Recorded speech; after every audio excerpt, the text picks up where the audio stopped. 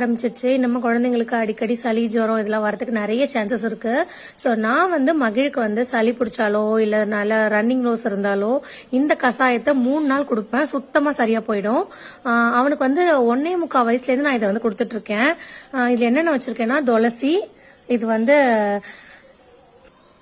தும்பு பூன்னு சொல்லுவாங்க, வெள்ளையா குட்டி குட்டியா பூ பூக்கும் இல்லையா, அதோட இலை ஒரு 6-7 இலை.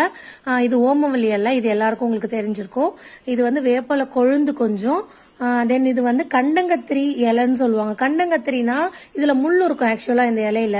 இது செடியா வளரும், மஞ்சளா காய்க்கும். ரோட்டு உரத்துல நிறைய இந்த செடி இருக்கும். சோ இதுல வந்துட்டு ஒரு இலை மொத்தமா சேர்த்தா ஒரு இலை கணக்கு வரும்.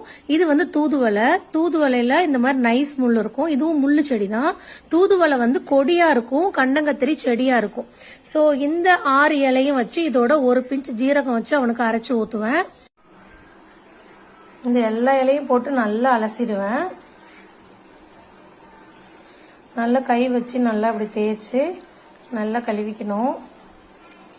ஸோ ஒரு பிஞ்சு ஜீரகம் போட்டிருக்கேன்.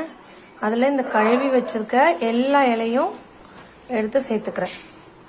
இதில் வந்து லைட்டாக கொஞ்சமாக தண்ணி, ஒரு 2-3 சொட்டு தண்ணி ஊற்றி நல்லா உரலை வச்சு நசுக்கி எடுத்துக்கணும். மிக்சியில் கண்டிப்பாக அரைக்கக்கூடாது, உரல்ல வச்சு நசுக்கி தான் கொடுக்கணும். ஸோ இந்த அளவுக்கு நசுக்கியிருக்கேன். இதை ஒரு வடிகண்டியில சுத்தமாக புழிஞ்சுக்கோங்க.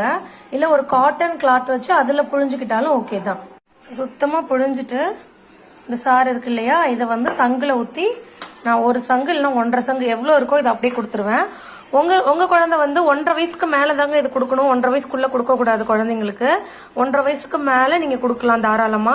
நான் இப்ப 2.5 வயசு குழந்தைக்கு எவ்வளவு குவான்டிட்டி எடுத்திருக்கேன் இல்லையா, இதுல அப்படியே பாதி குவான்டிட்டி எடுத்துக்கணும் நீங்க 1.5 வயசு குழந்தைங்க கொடுக்குறீங்கன்னா. 2 வயசுக்கு மேலதான் நான் இப்ப சொன்ன குவான்டிட்டி வந்து குழந்தைங்களுக்கு கொடுக்கணும். 3 நாள் குளிப்பாட்டி விட்டுட்டு இந்த மருந்து கொடுத்துட்டு வந்தீங்கன்னா 3 நாள் போதும். சுத்தமா ரன்னிங் நோஸ் இருந்தா ஸ்டாப் ஆயிடும்.